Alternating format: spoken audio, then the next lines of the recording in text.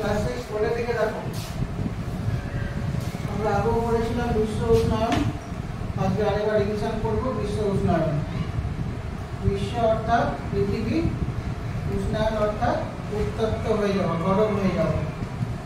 পৃথিবী দিন দিন আরো উত্তপ্ত হয়ে পড়ছে, এই ঘটনাকে বিশ্ব উষ্ণায়ন বলা হয়। আমরা জানি পৃথিবীর গড় উষ্ণতা প্রায় 15 ডিগ্রি সেন্টিগ্রেড, কিন্তু বর্তমান সময়ে নানা কারণে পৃথিবীর এই গড় উষ্ণতা ক্রমশ বেড়েই চলছে। নানা কারণ মূলত বায়ু দূষণের ফলে। পৃথিবীর এই গড় উষ্ণতা বেড়ে যাওয়ার ঘটনাটাকেই বলা হয় বিশ্ব উষ্ণায়ন। তাহলে আমরা কাকে বলবো বিশ্ব উষ্ণায়ন? আমরা জানি পৃথিবীর গড় উষ্ণতা প্রায় 15 ডিগ্রি সেন্টিগ্রেড,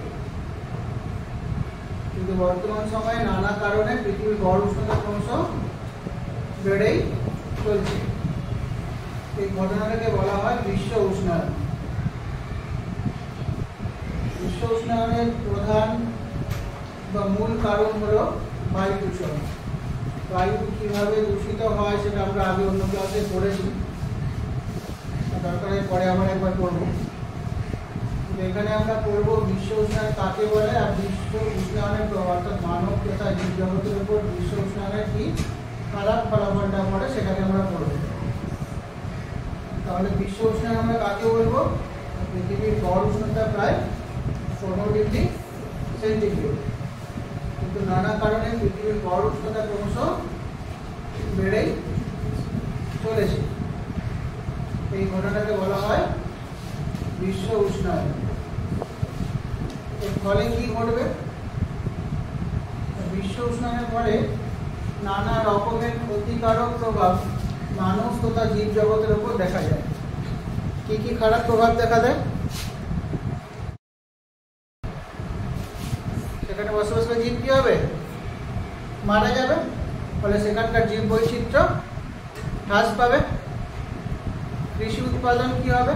সেখানে তো চাষবাসও হয়, সেই জায়গাগুলো যদি জলে ডুবে যায় তাহলে কি হবে? তাহলে সেখানে ফসল উৎপাদন কি হবে? সম্ভব কি সেখানে ফসল উৎপাদন? তাহলে সেখানে কৃষিকাজ করা সম্ভব হবে না। ফলে কৃষি উৎপাদন ব্যাহত হবে। আর হঠাৎ করে নানা কারণে অনেক রকম রোগের সৃষ্টি হবে। গ্রীষ্মকালে হয়তো হঠাৎ করেই সানস্ট্রোক হয়ে যেতে পারে, ফলে বহু মানুষ মারা যাবে। পৃথিবীর গড় উষ্ণতা ক্রমশ বেড়েই চলেছে। এই ঘটনাটাকে আমরা বলি বিশ্ব উষ্ণায়ন। পৃথিবীর গড় উষ্ণতা কত বলে লিখেছিলাম আমি আগে? পৃথিবীর গড় উষ্ণতা 15 ডিগ্রি সেন্টিগ্রেড, কিন্তু নানা কারণে এই গড় উষ্ণতা ক্রমশ বেড়েই চলেছে। এই ঘটনাটাকে আমরা কি বলি? পৃথিবীর গড় উষ্ণতা যে বেড়ে চলছে এটাকে আমরা কি নামে চিনি, কি বলে ডাকি? এটাকে আমরা বলি বিশ্ব উষ্ণায়ন। এই ঘটনাটাকে আমরা কি বলে চিনি? বিশ্ব উষ্ণায়ন। উষ্ণায়ন অর্থাৎ উত্তপ্ত হয়ে পড়া। বিশ্ব উষ্ণায়ন, বিশ্ব অর্থাৎ পৃথিবী উত্তপ্ত হয়ে পড়ছে বা গরম হয়ে পড়ছে। এই ঘটনাটাকেই বলা হয় বিশ্ব উষ্ণায়ন। এর ফলে কি কি ঘটে? তোমার বাড়িতে ফ্রিজে মনে করো বরফ আছে, তাকে গ্যাস স্টোভে বসিয়ে দিলে, আগুন দিলে, আঁচ জ্বালালে, তাহলে বরফটা কি হবে? পৃথিবীতেও কোথাও না কোথাও বরফ আছে, মেরু অঞ্চলে বরফ আছে, উচ্চ পর্বত শৃঙ্গগুলো বরফে ঢাকা রয়েছে। উষ্ণতা বাড়লে সেই বরফগুলো কি হবে? সেই বরফগুলো গলতে শুরু করবে, গলে গেলে জলের সৃষ্টি হবে। সেই জলটা থাকবে কোথায়? সমুদ্রে থাকবে। সমুদ্রে জলের পরিমাণ কি হলো? বাড়তে থাকলো। সমুদ্রে জল বাড়লে জলের উচ্চতাও কি হবে? বাড়তে থাকবে। জলের উচ্চতা বাড়া শব্দটা মনে হয় বুঝতে পারলেন। নিজে নিজে জলের বোতলের দিকে লক্ষ্য করো, দেখো জলটা একটা নির্দিষ্ট তলে রয়েছে, তাই তো? এবার যদি জল ওতে ঢালা হয়, সেই তলটা কি হবে? উপর দিকে উঠবে না নিচের দিকে নামবে? যদি বোতলে আরো জল যোগ করো, যখন এই বোতলটার দিকে দেখো, এই বোতলটা জল কোথায় রয়েছে? জলতল এই জায়গায় রয়েছে। তাই তো? এখন যদি আমি এতে আরো জল যোগ করি, এখানেই থাকবে না নিচের দিকে আসবে না উপর দিকে উঠবে? তাহলে এটা বাড়লো না কমলো? তাহলে সমুদ্রেও যদি জলের পরিমাণ বাড়তে থাকে কি ঘটবে? একইভাবে সমুদ্রের জল উপরের দিকে উঠে আসবে, আর সেখানকার যে স্থলভাগগুলো রয়েছে সেগুলো কি হবে? এগুলো জলে ডুবে যাবে, তলিয়ে যাবে। সমুদ্র জলের উচ্চতা বৃদ্ধি পাবে আর উপকূলবর্তী অঞ্চল কি হবে? জলে ডুবে যাবে। ফলে সেখানে যে সমস্ত উদ্ভিদ প্রাণী রয়েছে তারা কোথায় যাবে? তারা মারা যাবে, অর্থাৎ সেই অঞ্চলের জীব বৈচিত্র্য হ্রাস পাবে, কমে যাবে। সেখানে যে ফসল উৎপাদন হতো তার কি হবে? চাষবাস হতো, সেখানে চাষবাস করা সম্ভব? কারণ জায়গাটা তো ডুবে গেছে, সমুদ্রের তলায় চলে গেছে, সমুদ্র বেড়ে গেছে, সেখানে কি চাষবাস করা সম্ভব?